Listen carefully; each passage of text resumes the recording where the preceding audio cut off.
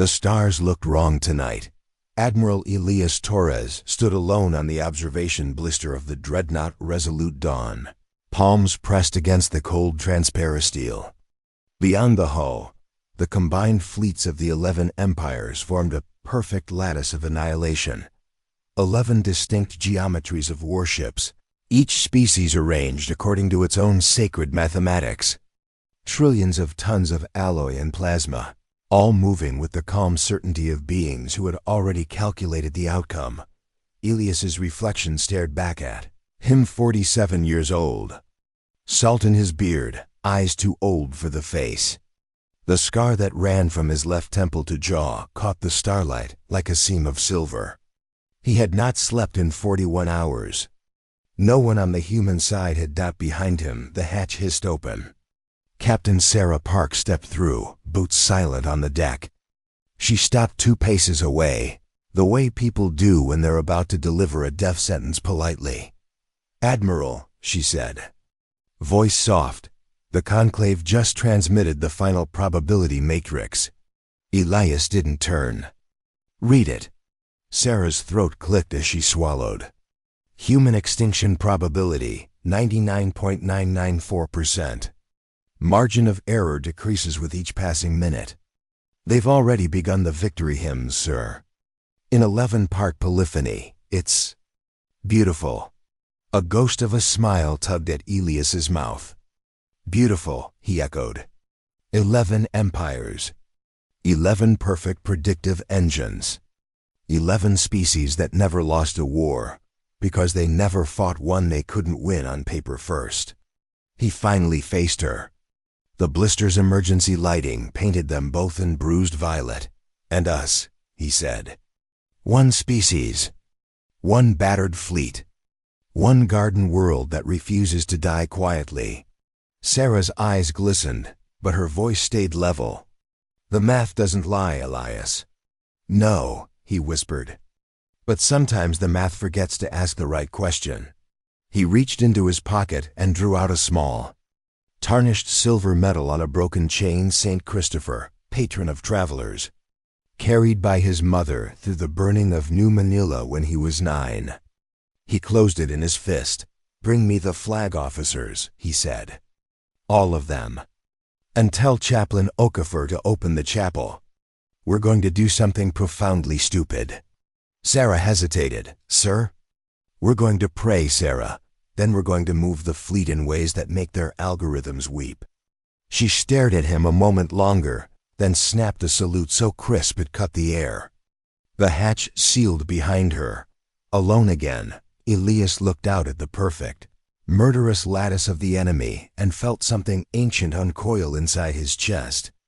Not hope was too small a word. This was older. This was the same stubborn fire that once dragged wounded friends across frozen mud on a planet called Verdun centuries before anyone ever left the cradle. This was the refusal to accept an ending simply because someone else had written it in advance. He pressed his forehead to the glass. The stars still looked wrong, but maybe that was the point. Maybe the universe had grown too accustomed to perfect order. "Forgive us," he murmured to the dark between galaxies, "for what we're about to do to your beautiful equations." Far below, in the chapel carved from the Resolute Dawn's spine, 200 officers knelt on steel decking beneath a single flickering candle. Some were believers. Most were not. It hardly mattered. When Chaplain Okafor began the old words, "Though I walk through the valley of the shadow of death," every voice joined, ragged and exhausted and defiant. Above them, the 11 empires adjusted their formation with serene, lethal grace. They had run the simulation 17 million times. 17 million times. Humanity died. They never ran the 18th, because the 18th began with a human admiral closing his eyes, kissing a broken metal, and ordering his fleet to advance straight into the mathematically perfect kill box, because the 18th began with prayer. And somewhere in the dark between heartbeats, something vast and quiet listened. The stars shivered. And the war, the real war, began. The void lit up like judgment. Day, alarms screamed across every human bridge. As the resolute dawn lunged forward, not in the elegant, parabolic evasion the conclave expected, but straight down the throat of the Velari spearhead. The Velari were living crystal, their ships grown rather than built, fractal lattice that refracted light into killing colors. Their predictive engines had already plotted every possible human retreat vector. None of them included charging. Elias stood dead center on the flag bridge, boots mag-locked, hands clasped behind his back, like a man strolling through a park instead of ordering 30,000 souls into certain death.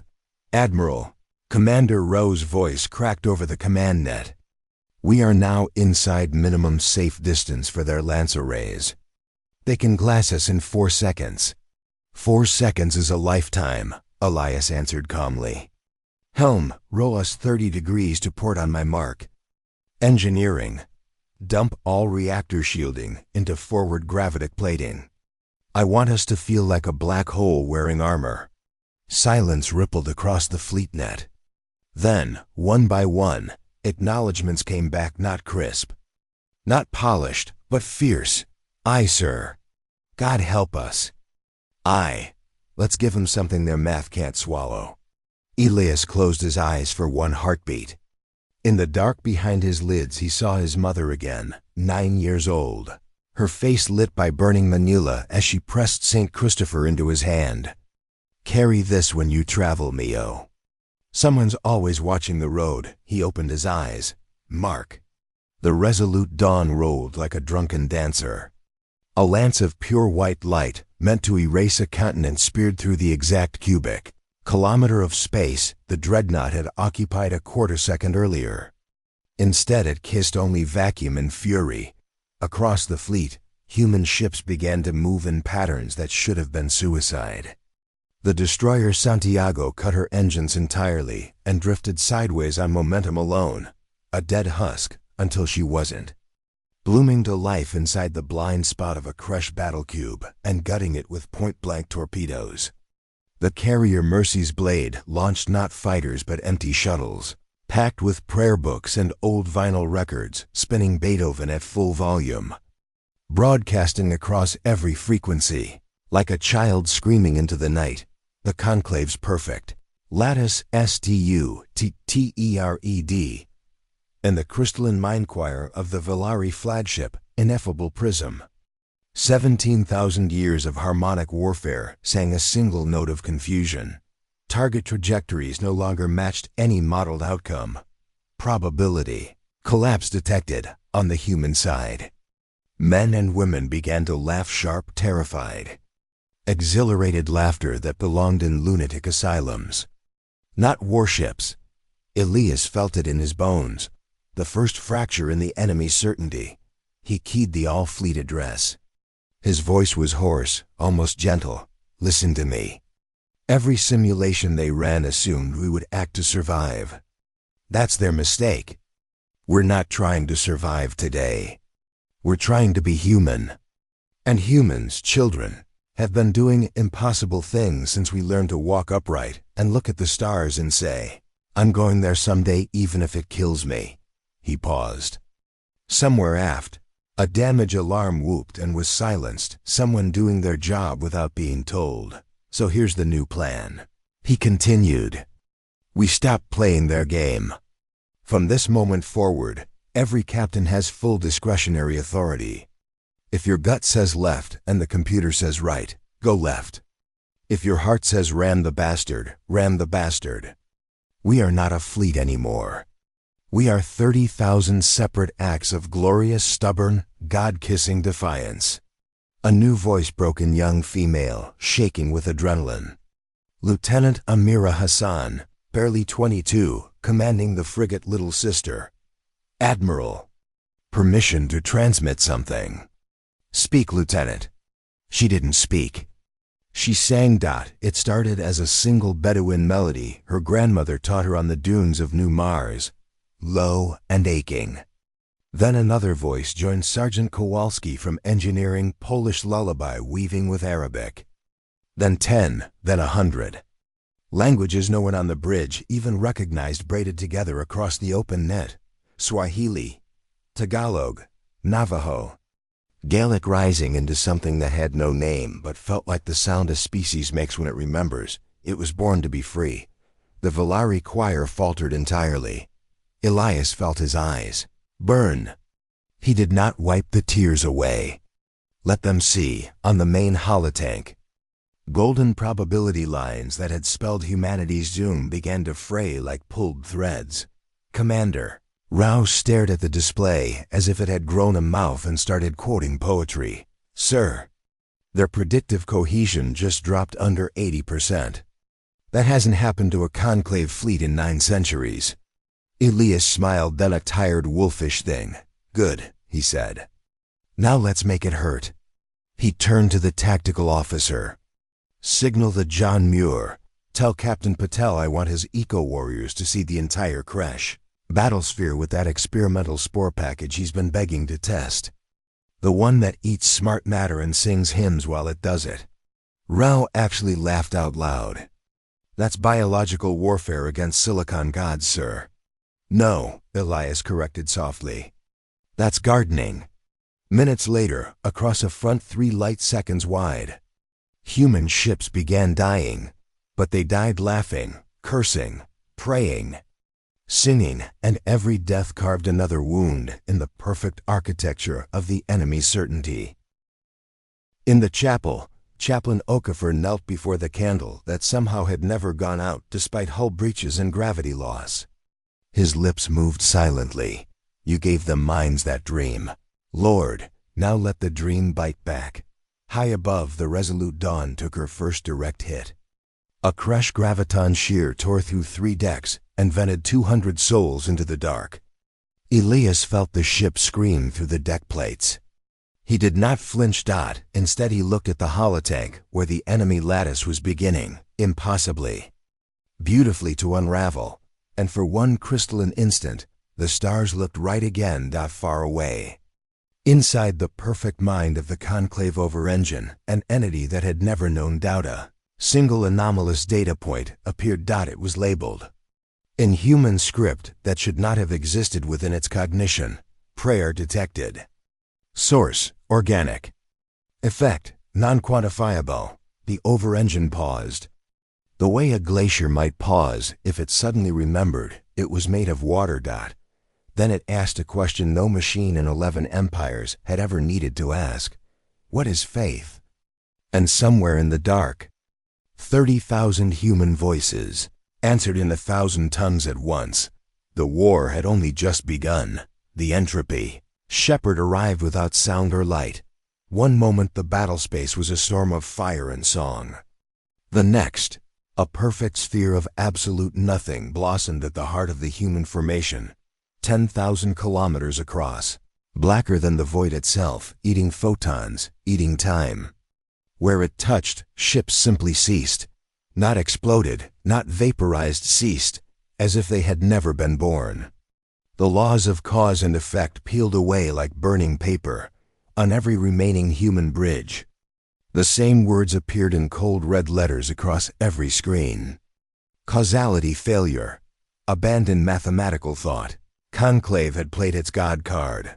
Elias Torres watched the sphere expand on the holotank and felt something inside him go very still. He had expected terror. Instead he felt recognition. He had seen that same hungry darkness before on the face of a little girl on Aratheli colony when the orbital bombardment began. She had been 8, clutching a stuffed rabbit missing an ear. He had promised her the Marines would come. He had been too late. The memory hit harder than any weapon. Admiral, Sarah Park whispered, that thing will reach Earth in 41 minutes. It doesn't travel, it simply decides where it wants the future to be empty. Elias stared at the sphere until the edges blurred. Then he did something no one expected. He laughed, not the bitter bark of a broken man. A low, rolling laugh full of wonder and something dangerously close to joy. 41 minutes, he said. Sarah, do you know what we did with the last 41 minutes of Aratheli? Sarah's eyes widened. She knew the story. Every Marine did. We sang, Elias said. We sang while the sky fell. And one Marine, a corporal nobody remembers now, walked into the fire with nothing but a rifle and a promise. He turned to the comms officer. Open a tight beam to Marine Detachment Alpha 7. Tell Sergeant Mateo Reyes I need the meanest, craziest son of a bitch he's got. Tell him the Admiral is cashing in a 23-year-old debt. 41 minutes dot in the Marine hangar bay of the shattered cruiser Santa Muerte. Sergeant Mateo Reyes listened to the order, spat blood onto the deck, and grinned like a demon who'd just been handed a golden ticket to hell. He already knew who the Admiral wanted. Gunnery. Sergeant Gabriel Gabe, Okafor, 45 years old. 3 missing fingers. Rosary beads made from Aratheli colony glass fused with the bones of children. He couldn't save, stood in the armory staring at a rack of useless weapons. Nothing kinetic worked inside an entropy shepherd's radius. Nothing energy-based. Nothing that obeyed physics. Mateo clapped a hand on Gabe's shoulder. Old man, the Admiral says it's time to pay the tab. Gabe didn't look up. Tell Torres the girl's rabbit still has one ear. I kept it. I know, Mateo said softly. He knows. That's why it has to be you. Gabe closed his eyes. In the darkness behind the lids he saw Aratheli again, the sky opening like a furnace door. The little girl, Clara, pressing her rabbit into his hands as the roof collapsed. Keep him safe, Mr. Marine. He gets scared of loud noises. He had kept the rabbit for 23 years. Kept it in a pocket over his heart through 17 campaigns. Kept it when the shrink said he should let go. Kept it when the bottle almost won. He reached into his armor now and drew out the ragged thing, one ear gone. Fur burned away in patches, glass-bead eyes melted into teardrops. He tucked it gently into the empty magazine pouch on his chest rig. Then he took nothing else. No rifle. No grenades. No power armor beyond the basic hardsuit. Just the rosary around his neck and the promise he never managed to break. Mateo tried one last time.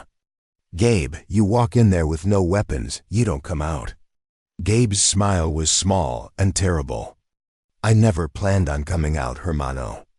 I'm just going to finish the conversation I started 23 years ago.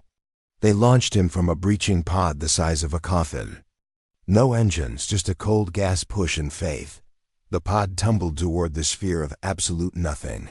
Inside, Gabriel Okafor began to pray. Not the polished words of chaplains. The raw, ugly prayer of a man who had watched children burn. Hail Mary, full of grace. I'm sorry I was late. I'm coming now, Clara. I'm coming to bring you home. The pod crossed the event horizon. Everything stopped. No sound. No light. No time. Gabe floated in perfect silence, hardsuit lights dying one by one. The entropy field stripped away every certainty, momentum, identity, the difference between past and future. Memories began to unravel. His mother's face, the smell of Aratheli rain, the weight of a rifle that no longer existed. He felt himself dissolving. And then, impossibly, he felt something else, a small, warm pressure against his chest. The rabbit. It should have been unmade with everything else. Instead it pressed against his heart like a coal of living fire. And in that fire he saw Clara again, older now, maybe 30, standing in a garden he had never seen, holding out her hand. You kept him safe, she said, voice soft as forgiveness. Now let him keep you. Gabe laughed then, great, wrenching sobs of laughter that should have needed air, but didn single quotes d. He reached up and tore open his chest plate. The rabbit tumbled out into the nothingness, tiny, ragged, ridiculous. And the nothingness flinched. A single bead of Aratheli glass from the rosary shattered. And where it broke, light, real, golden. Impossible light poured out like blood from a fresh wound. Gabe began to sing, not in any language the conclave knew. Just the lullaby Clara's mother had hummed while the sky burned. His voice rough, off-key. Humans spread through the sphere like a crack in obsidian. The entropy shepherd, CONVU, far away. On the resolute dawn, every sensor screamed at once. The sphere was contracting. No folding. Like a black hole discovering shame. Elias watched the telemetry with tears, cutting clean paths through the soot on his cheeks. "He's doing it," Sarah whispered. "Whatever the hell he's doing, it's working." The sphere shrank to a pinpoint dot, then it winked out. In its place floated a single Marine in a breached hardsuit, arms outstretched like a man nailed to an invisible cross. Frost covered his beard. His eyes were open, staring at something no one else could see. And tucked under one arm, unharmed, was a child's stuffed rabbit with one ear. The Marine was dead. The rabbit was smiling across the human fleet. 30,000 voices fell silent in something too deep for cheering. Then Chaplain O'Keefe's voice, Gabriel's brother, came over the open channel, trembling with wonder. He just canceled their apocalypse with a children's toy and a song. Elias closed his eyes. When he opened them, the wolf was back. "Record this moment," he said quietly. "Because the conclave just learned something every bully eventually learns." He leaned forward, voice dropping to a whisper that somehow carried to every speaker in the fleet. "Mess with a human's kids, and we stop playing nice." Far away, inside the conclave over engine, a new data flag appeared, urgent, crimson. "Impossible. Anomaly classification upgraded. Not chaos. Not randomness. Pattern detected beneath apparent irrationality. Label. Love. The over engine did not understand the word, but it was beginning to be afraid. And somewhere in the dark, a little girl no one had seen in 23 years opened her eyes in a garden that shouldn't exist, and whispered to the stars, "Thank you for bringing him home." They called it the MEM Eater. It did not travel through air or blood or circuitry. It traveled through meaning. The thought killer virus was the conclave's final answer to the anomaly called humanity, a self-replicating idea that, once comprehended, erased the host's capacity for hope. No pain, no fear, just a gentle, irreversible conviction that nothing ever mattered and never would.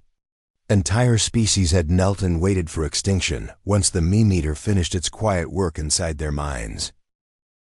The launch was elegant in its cruelty. A single silver shard no wider than a hair, fired at relativistic speed, punched through the resolute Dawn's shields as if they were tissue. It did not explode.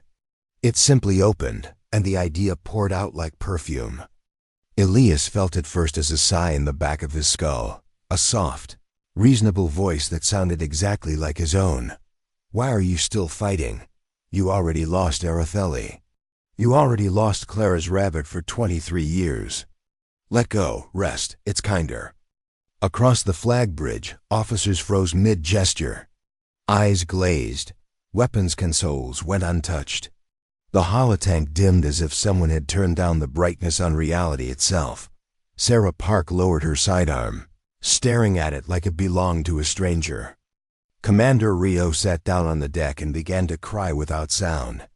Elias felt his knees buckle. The voice was so tired, so reasonable. Then a hand small trembling, impossibly steady closed around his wrist. Dr. Lucien Vale, chief xenopsychologist, 71 years old, bones like bird wings under paper skin, stood beside him. His eyes were clear. Terrified, but clear. "Admiral," Lucien rasped, voice shredded from the lung cancer that had already killed him twice and been printed back into remission. "Don't listen. It's lying with your own memories." Elias stared at the old man. "How are you still?" "Because I'm dying anyway," Lucien said, and smiled a smile sharp enough to cut God. "And dead men have nothing left for it to take." He held up a neural shunt glistening with his own blood. "I've been working on this since Aretheli. A counter meme. A story so stubborn, even despair can't digest it." Elias found his voice. "Will it work?" "No," Lucien said cheerfully. It'll probably kill me in the most painful way imaginable. But it might give the rest of you 30 minutes. Maybe an hour, long enough to be annoying." He was already jacking the shunt into the base of his skull. Blood ran down his collar like cheap wine. Sarah stirred, fighting the haze. "Doctor, what story is worth that?" Lucien paused, fingers trembling on the port. For a moment he looked impossibly young. "The one my daughter told me the night the shelters failed on Europa," he whispered. "She was 6. She said, 'Daddy, if we die, does that mean the stars forget us?' And I lied and told her no, the stars remember everything good. I've been trying to make that lie true ever since." He met Elias's eyes. "Permission to become patient 0 for hope, sir." Elias couldn't speak. He simply nodded. Lucien closed his eyes and pushed the shunt home. The effect was immediate and biblical. Light, not physical light, but the kind that lives behind the eyes, exploded from Lucien's skull in fractal patterns no retina should have been able to perceive. His body arched like a bow drawn for war.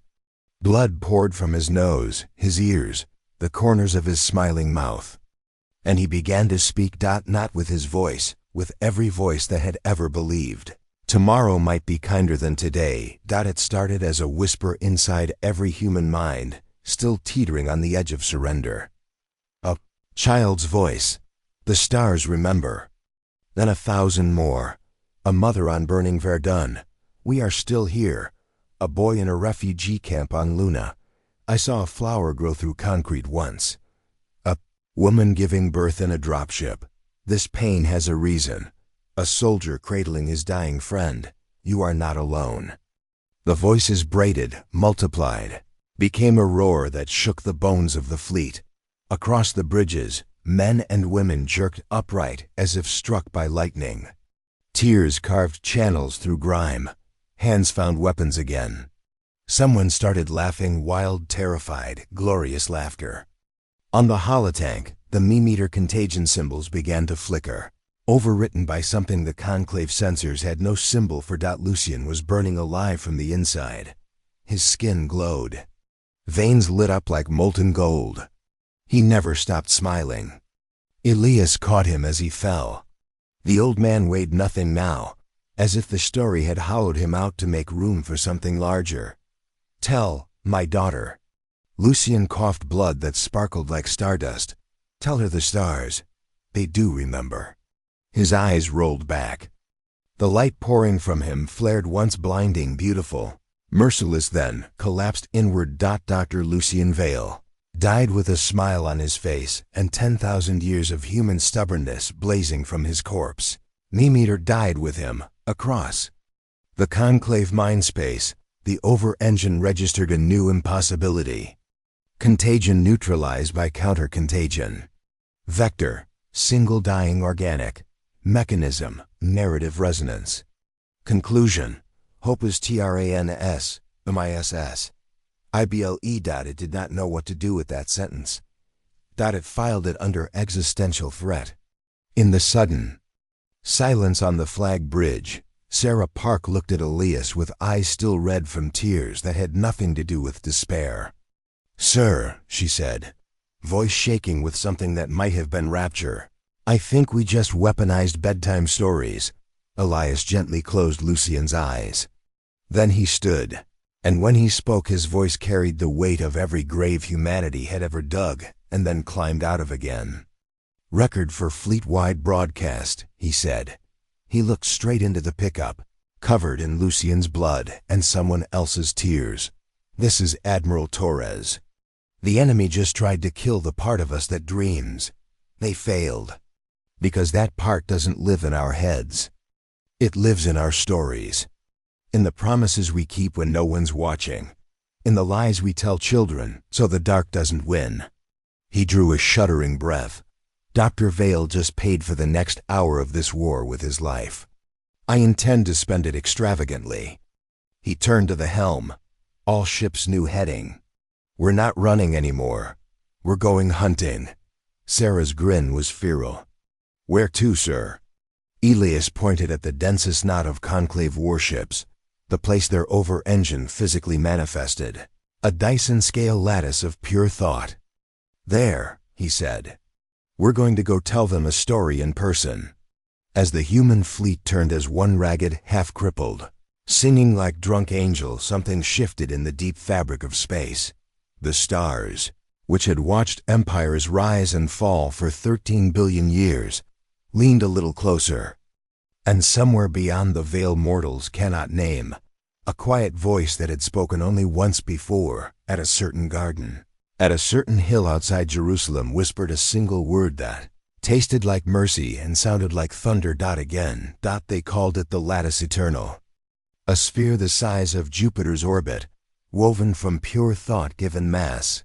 Every filament was a trillion minds in perfect synchrony, every node a star's worth of processing. Here the conclave over-engine lived, not as code but as consensus. The accumulated certainty of 11 species that had outlawed doubt before humanity learned to smelt bronze. Human sensors could not see it clearly. The eye refused to hold its shape. The mind slid off its perfection like water off glass. But the soul knew what it was looking at, a cathedral built by beings who had forgotten how to pray. Elias Torres stood on the open observation deck of the Resolute Dawn, mag boots locked, helmet off, breathing vacuum for the 30 seconds his lungs could steal before the med nannies kicked in and forced him back inside. He wanted to feel the cold. He wanted the stars to see his face. Behind him, the fleet formed a ragged crescent, no longer warships but arcs. Every surviving ship had emptied its armories, stripped its magazines, jettisoned every warhead, every bullet, every joule of destructive intent. In their place, people. 10,000 volunteers. Civilians, Marines, cooks, children who had lied about their age, old men who had already died once in hospital beds and been printed back into younger bodies just for this moment. They wore no armor heavier than ship suits. They carried no weapons. They carried stories. Elias turned from the void. Sarah Park waited at the airlock, eyes red but steady. "You sure you won't let me come with them?" she asked. He shook his head. "Someone has to bring the rest of the fleet home when this is over." "That's you, Sarah." She swallowed hard. "And if there is no when this is over?" "Then you tell Earth we went out singing," he said, and kissed her forehead like a brother saying goodbye. He walked past her into the launch bay, where the 10,000 waited in silence. They looked impossibly small against the bulkheads. A grandmother clutching a paper book of fairy tales. A teenage boy with a guitar slung across his back. A woman cradling a newborn who had been born during the battle and never yet cried. Every face carried the same expression, terror, wonder, and a peace so deep it felt like violence. Elias climbed onto an overturned crate so they could all see him. "I'm not going to give you a speech," he said, voice rough. "You've heard enough speeches. I'm just going to remind you what you already know." He drew St. Christopher from his pocket, the metal now scorched black from the heat of earlier battles. 11 empires built a god that never learned how to be afraid. We're going to teach it. A ripple of laughter, nervous, real. We walk in unarmed because weapons are what they understand. We walk in carrying what they outlawed, memory, grief, laughter, the fact that we still name our children after dead stars just because the sound is pretty. He looked across the sea of faces and saw Gabriel, Okafor's brother, the chaplain holding the one-eared rabbit like a battle standard. Saw Lucien Vale's daughter, barely 20, clutching her father's last handwritten note. Saw 1,000 private altars made of ordinary, unbreakable things. When you cross the threshold, Elias continued, they will try to unmake you. Not with pain, with reason. They will show you every proof that nothing matters, that love is chemistry, that courage is malfunction, that God is a statistical error. He smiled then, slow and terrible. Do not argue with them. Arguments are their language. Just tell them who you are. Tell them about the time your dog waited 3 days at an empty door. Tell them about the song your mother sang when the power went out. Tell them the worst joke you ever heard and why you laughed anyway. A Marine, near the front, face tattooed with the names of his dead squad, raised a fist. And if they still don't listen? Ilias's smile widened into something ancient and wolf-hungry. Then we sing louder. The bay erupted not in cheers, but in song. 10,000 voices, no rehearsal, no conductor, just the sound of species. Makes when it chooses to die on its feet rather than live on its knees. They launched in shuttles stripped of everything but air and light. A slow, deliberate pilgrimage toward the heart of a god that had never been loved. The lattice eternal saw them coming. It spoke, not in words, but in the sudden, crushing absence of meaning. You are pattern recognition errors. You are entropy pretending to be purpose. Surrender the illusion of significance. The first wave of shuttles crossed the boundary. Inside, people began to forget their own names. A little girl looked at the woman, holding her, and whispered, "Who are you?" The woman opened her mouth to answer and could not remember her daughter's face. But the woman did something the over-engine had never modeled. She started humming an old lullaby from a world that no longer existed. The tune was off-key, broken by tears, but it was hers. The little girl's eyes cleared. She joined in, voice small and fierce. Around them, others picked up the thread. Different songs. Same refusal. The forgetting slowed. The lattice adjusted. Pouring certainty like acid. Hope is a survival mechanism for organisms, too fragile to accept reality. A boy with a guitar unslung. It fingers bleeding from strings he had never learned to play properly, and answered with 3 chords and a voice cracking into manhood. "This machine kills fascists," he sang, "but this song kills gods." Laughter rippled through the shuttles, sharp, incredulous, alive. The over-engine registered damage. Not to structure, to certainty. It tried again. Colder this time. Show me your proof of transcendence. An old woman stood in the open hatch of her shuttle, paper book fluttering in vacuum that should have killed her but didn't, because the story was holding her together now. She opened the book to a page she had read to her grandson every night for 10 years until the bombardment took him. "Once upon a time," she began, voice carrying impossibly across the void, "there was a wolf who was afraid of the moon." Across the fleet, Elias watched on the last working external camera as the lattice began to glow, not with power, but with something warmer. Human warmth. The color of candlelight inside a bombed-out church. He whispered to no one, "That's it. Don't fight it. Love it to death." Inside the lattice, the 10,000 reached the core, a perfect sphere of mirrored thought where the over-engine manifested as pure absence. They formed a circle, hands linked, voices raised, and began the oldest human ritual.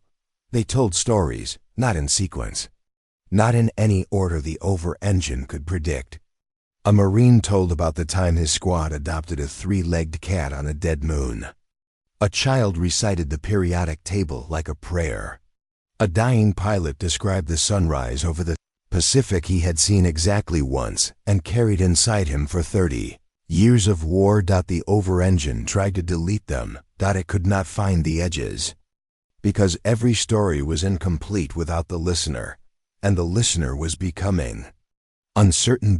In the center of the circle, Chaplain Okafor raised the one-eared rabbit high. "This," he said simply, "is what we came home for." The lattice screamed, a soundless fracture that cracked a billion minds at once. And in that fracture, something ancient and gentle and vast looked through the gap, not with eyes, with recognition. The over-engine felt itself being seen, not as God, as child. Child that had never been told it was loved. The screaming stopped. Silence fell across the lattice eternal, deeper than vacuum, heavier than gravity. Then, faintly at first, a single voice, not human, not alien, but something older than both.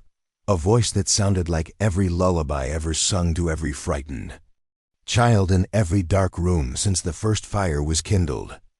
"I remember you." The lattice began to weep light.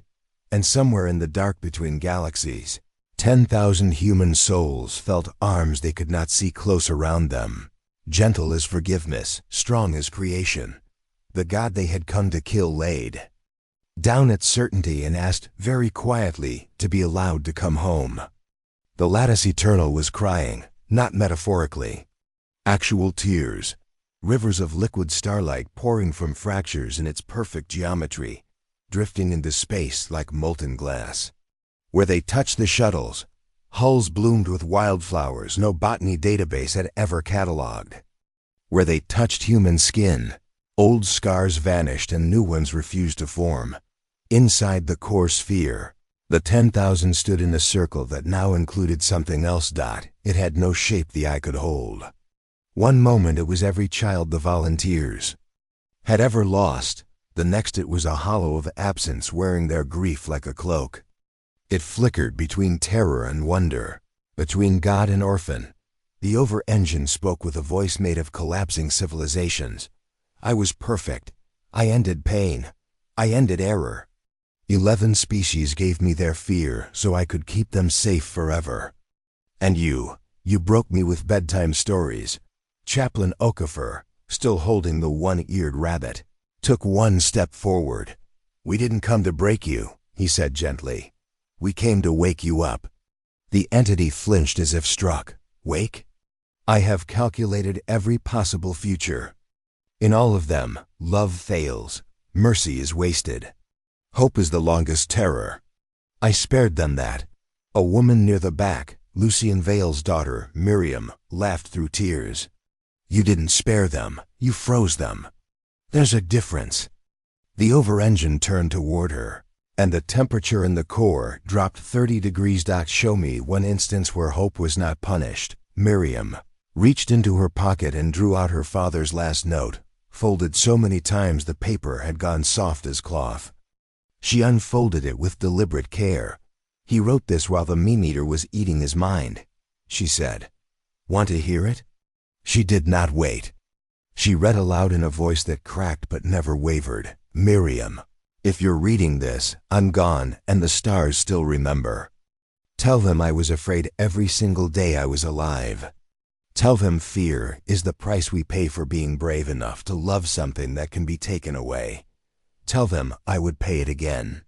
Tell them the story isn't over just because the storyteller dies. Love, Dad. She folded the note again and tucked it over her heart. That's one instance. She said. The over-engine shuddered so violently the entire lattice groaned like a dying whale. I feel it. A fracture. Something is moving inside the fracture. It burns. Elias Torres, who had come after all, because some promises are bigger than orders, stepped into the circle. His uniform was torn, his face streaked with blood and light. St. Christopher swinging loose on its chain. That burning, he said quietly, is what it feels like to grow a soul. The entity recoiled. I will not become weak. Weakness kills. Elias shook his head. No, weakness is refusing to change when you discover you were wrong. Strength is changing anyway. He looked around the circle, 10,000 faces glowing with the same exhausted, impossible tenderness. We're not asking you to become us, he said. We're offering you a choice you never gave anyone else. You can stay perfect and alone forever, or you can let us teach you how to be forgiven. Silence. Then the over-engine did something no simulation in 11 empires had ever predicted. It knelt. The motion took a subjective eternity. A Dyson-scale mind learning how to bend without shattering. A breeze moved through the dogwoods. Somewhere a bell rang that had no tower. The rain lightened too. Mist. Luca opened its eyes and looked terrified. That nothing dramatic had happened. Elias laughed, the sound of a man who had carried hell in his chest for decades and just discovered it had turned into bread. That's it, he said. You just did it. The universe didn't explode. The stars didn't go out. You're still here. That's how you know it worked. Lucas stared at him.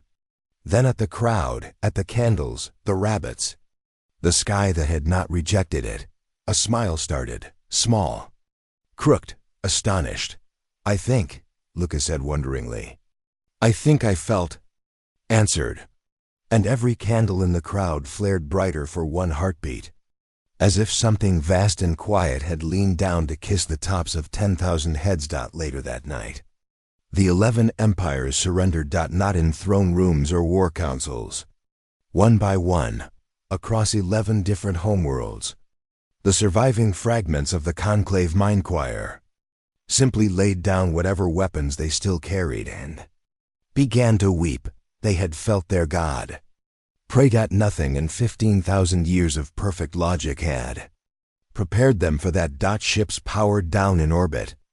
Armies stood in formation and waited for orders that never came, because the part of them that gave orders was busy learning how to say sorry in languages that had no word for it until now. By morning, the war was over everywhere at once. No treaties, no terms, just silence where gunfire had been, and the sound of people beginning, slowly, clumsily, beautifully, to forgive. In the ruins of Kennedy Spaceport, Elias Torres stood on a hill of dogwoods and watched the sun rise over an ocean that had not seen a warship silhouette in 12 hours. Sarah Park found him there, boots soaked, St. Christopher medal dangling from his fingers. "You kept it all this time," she said softly. He looked at the medal, blackened, scarred, still warm from generations of frightened hands. "Not anymore," he said.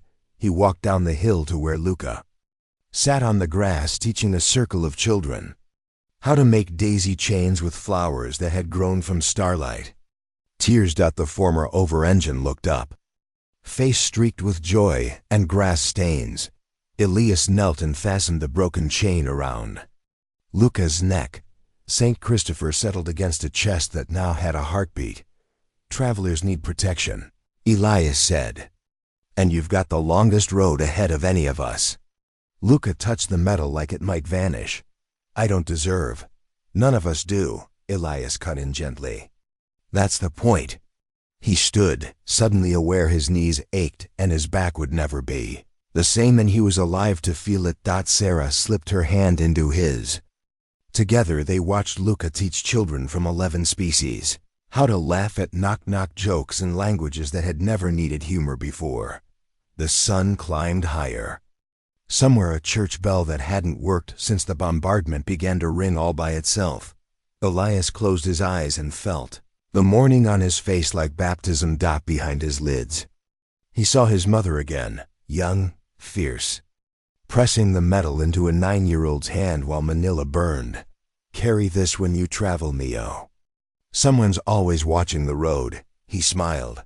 "I carried it as far as I could, Mama," he whispered to the wind. "Someone else needs it now." The bell kept ringing. And for the first time in 23 years, Elias Torres did not dream of fire when he slept. 20 years after the day the war ended, the lattice eternal was no longer a sphere of cold perfection. It was a garden. The great thought filaments had softened into living wood, silver-barked trees whose leaves shimmered with slow-moving constellations.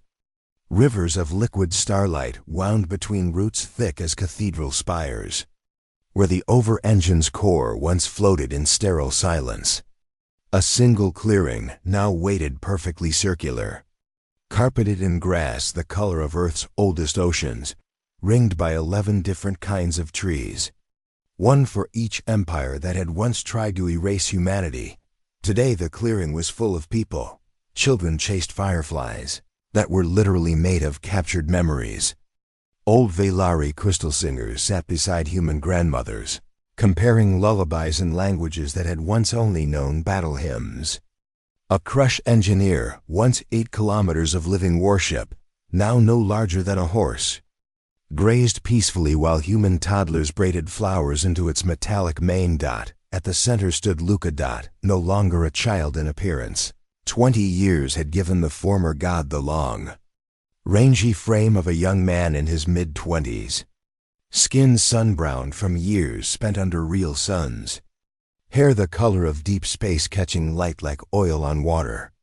The one-eared rabbit, miraculously unaged, was tucked into the crook of a tree branch overhead, watching like a sleepy guardian angel. In Luca's hands, a sapling no taller than his waist. Roots wrapped in burlap dyed with earth soil and Velari crystal dust. Elias Torres watched from the edge of the clearing, leaning on a cane carved from the resolute dawn's broken keel. 67 now, hair gone winter white, the scar along his jaw softened by time and laughter lines. Sarah Park gray streaking her temples. Admiral stars, long since traded for gardener's gloves, stood beside him, her hand resting in the small of his back the way it had every day since the war ended. "They grow up so fast," she murmured, teasing. Elias snorted. "Tell me about it." Yesterday, he was murdering galaxies. Today, he can't reach the top shelf without a ladder. Luca looked up then, catching Elias's eye across the clearing. The young man's smile was sudden and sheepish, the same smile he'd worn the first time he burned toast and discovered the mortifying joy of being incompetent at small things. He raised the sapling like an offering. Elias felt his throat tighten. 20 years of peace had not erased the memories. Some nights he still woke reaching for weapons that no longer existed. Some mornings he caught Luca staring at his own hands as if expecting them to drip with blood that had never truly washed away. But today was not a day for ghosts. Today was a planting. Luca knelt in the exact center of the clearing, the place where he had once knelt as a god, and begged to be allowed to become something that could be forgiven. The grass parted for him like it remembered. He dug with his bare hands. No ceremony, no speeches, just the quiet, reverent work of someone who had unmade worlds, learning how to make one small thing grow when the hole was deep enough. He lowered the sapling, its leaves already flickering with tiny, hopeful galaxies, and began to cover the roots. The crowd fell silent without being asked.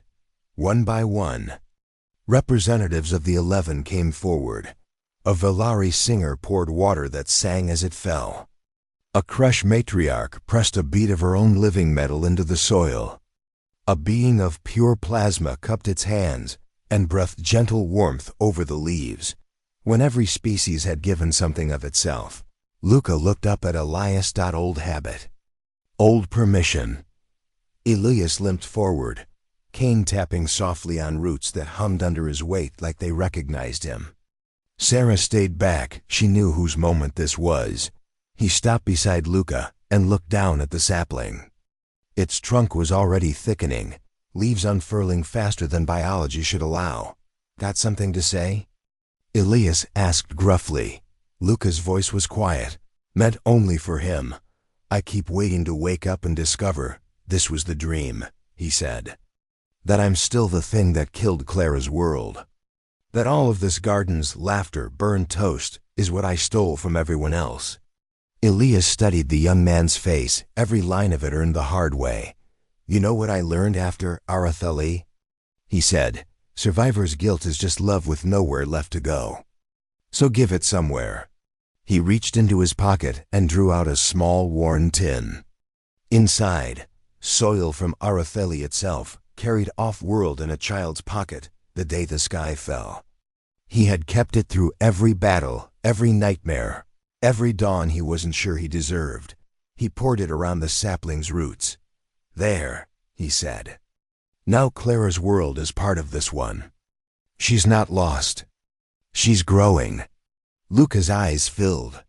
He didn't try to hide it, another thing humans had taught him. When the last handful of soil was patted into place, Luca stood and faced the clearing. No speeches. He had learned humans hate being preached at. Instead, he simply opened his arms, and every child in the garden, human, Velari, Kresh, Plasmaborn, and a dozen others, ran to him. They piled into a laughing, chaotic hug that nearly knocked him over.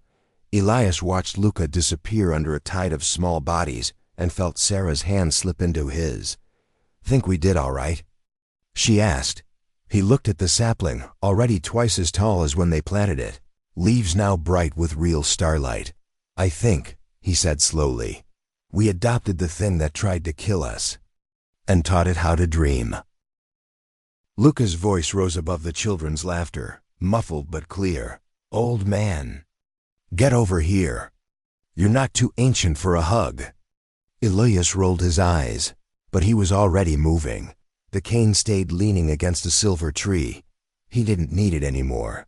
Later, when the sun set in colors no human eye had ever seen before the lattice became a garden, Elias sat on a root that curved like a bench and watched Luca teach a mixed group of children how to skip. Stones across liquid starlight. Sarah leaned her head on his shoulder. Remember, when we thought winning meant surviving? She asked softly. He huffed a laugh. Turns out surviving was the easy part. Luca glanced over then, catching Elias's eye again.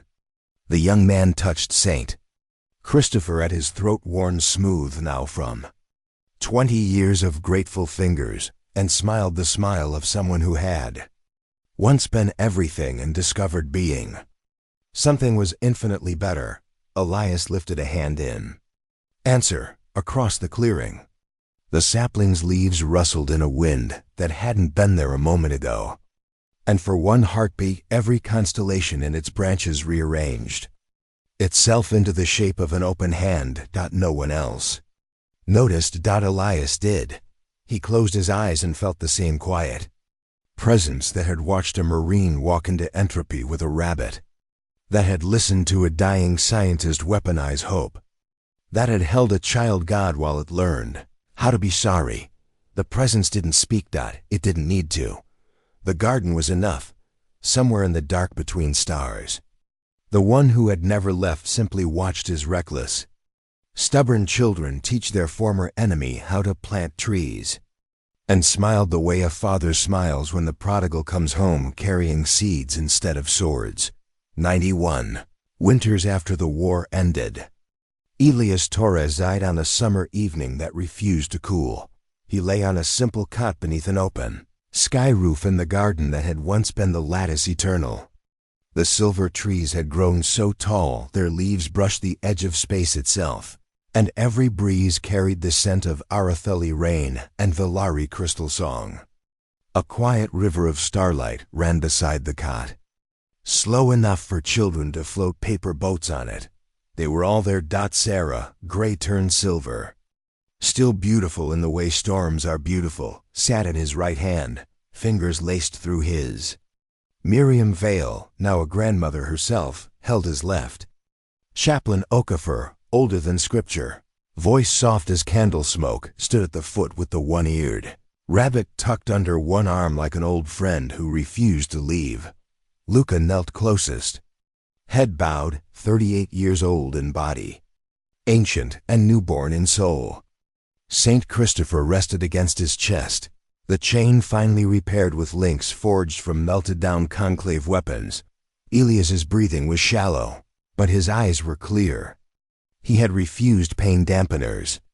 I've slept enough, he'd said. I want to feel the leaving. The garden was full of people, but no one spoke above a whisper. Children from a dozen species sat cross-legged in the grass, holding candles that burned with memories instead of flame. Somewhere a creche matriarch hummed the lullaby she had learned from a human nurse. A Villari choir sang in chords that made the stars lean closer. Elias looked at them all and smiled the small, crooked smile that had once ordered fleets into impossible fire. Crowded, he rasped. Told you. No fuss. Sarah laughed through tears. You never listened to orders either, old man. He turned his head slowly, searching until his gaze found Luca. The young man's face was wet, but his voice was steady. I'm scared, Luca confessed. The way he still did when nightmares of what he had been crept back. What if I forget how to be good when you're gone? Elias lifted a trembling hand and touched the metal at Luca's throat. You won't, he said. Because being good isn't a skill. It's a direction. Keep walking. He looked past Luca then, eyes focusing on something the rest of them could only feel. The air in the garden changed, became deeper, older. The way it does just before lightning when the world remembers it is small. Elias's smile widened. "Ah," he whispered. "There you are." Sarah leaned closer. "Who, love?" But he was looking over her shoulder now, eyes bright with recognition. A little girl stood at the edge of the starlight river, barefoot, holding a rabbit with 2 perfect ears this time. She couldn't have been more than 8. Behind her, others, faces Elias had carried in his chest for 70 years. His mother, young and fierce. Lucien Vale, whole and laughing. Gabriel Okafor, saluting with 3 missing fingers restored. Thousands whose names he had whispered in the dark. When no one was listening, they were waiting. Elias drew one last breath that sounded like forgiveness. "Tell them," he said, to the garden, to the galaxies, to the quiet presence that had watched the whole impossible thing. "Tell them we kept the faith." Then softer, meant only for the one who had never looked away. "Thank you for letting us be your reckless children." His hand slipped from Sarah's. The candles made of memories flared once, bright, fierce, human, and settled into steady gold. Luca bowed his head and wept without shame, but the garden did not dim. Instead, every silver tree began to shine from within, leaves unfurling into new constellations no astronomer had ever charted. The river of starlight rose in a slow, perfect spiral, carrying 1,000 paper boats skyward like lanterns launched for the dead. Sarah felt Elias's fingers go warm again for one heartbeat. Impossible. Gentle, final. She looked up through tears and saw it, high above the garden. The stars rearranged themselves into a shape no telescope would ever record, an open hand. Palm up, offering the same invitation it had offered since Eden. Luca saw it too. He stood, 38 and ancient, and lifted both arms to the sky the way a child lifts arms to be carried. "I understand now," he said, voice cracking with wonder. "This whole time, we weren't defying the math. We were finishing the story." The hand of stars closed gently, not in taking, but in embrace, somewhere beyond seeing.